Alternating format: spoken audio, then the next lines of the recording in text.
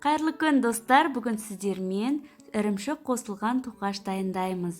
Бұл булочкаларды сіздің балаңыздың жақсы көретініне сенімдімін, сондықтан менімен бірге болып жасап көріңіздер.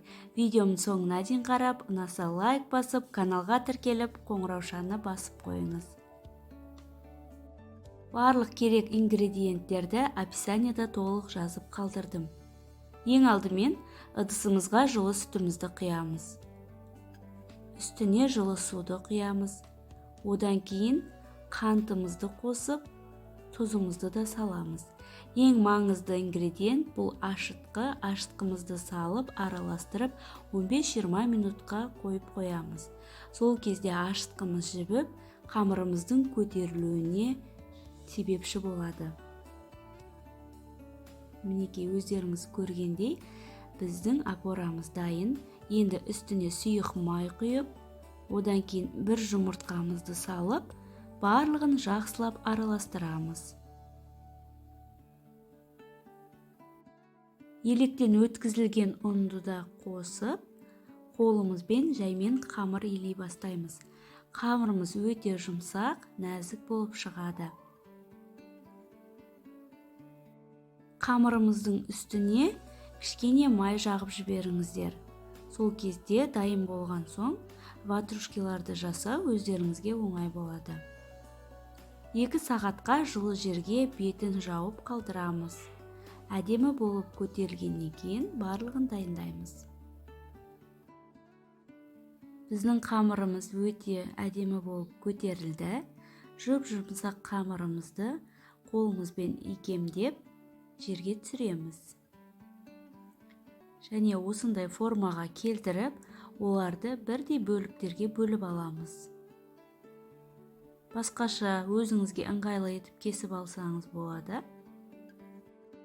Барлығын бірдей етіп кесіп алып болғаннан кейін, оларды дөңгелек формаға келтіріп, қолымызбен осылай орап шығамыз.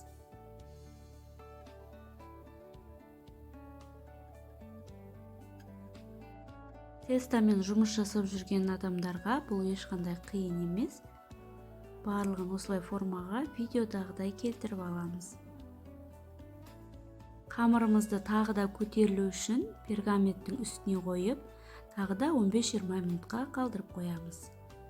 Енді ол көтерілем дегенше біз салмасын дайындаймыз. Ірімшікті ыдысқа салып, вилканың көмегімен кішкене есіп шығамыз. Одан кейін үстіне қант қосып, және қаймақ қосып, 2 қасық. Өздеріңіздің қалауларыңызша осылай мейіз қосып жіберуге де болады. Барлығын жақсылап араластырамыз. Ірімшік түйір болып қалмау үшін вилканың көмегімен, болмаса басқа да құралдың көмегімен араластырып шығамыз. Осылай дайын болған қамырымызды стаканның, ыдыстардың көмегімен ортасынан осындай орын қалдырамыз. Тоқ ішетін стакандарда өте ыңғайлы болады. Барлығын осылай ортасынан кішкене орын қалдырғаннан кейін салмамызды жақсылап ортасына тегістеп салып шығамыз. Одан кейін үстіне жұмыртқаның сарысын жағамыз. Ол булочкаларымызға әдемі түс береді. Яғни қызғылт сары түске еніп, өте әдемі болып шығады.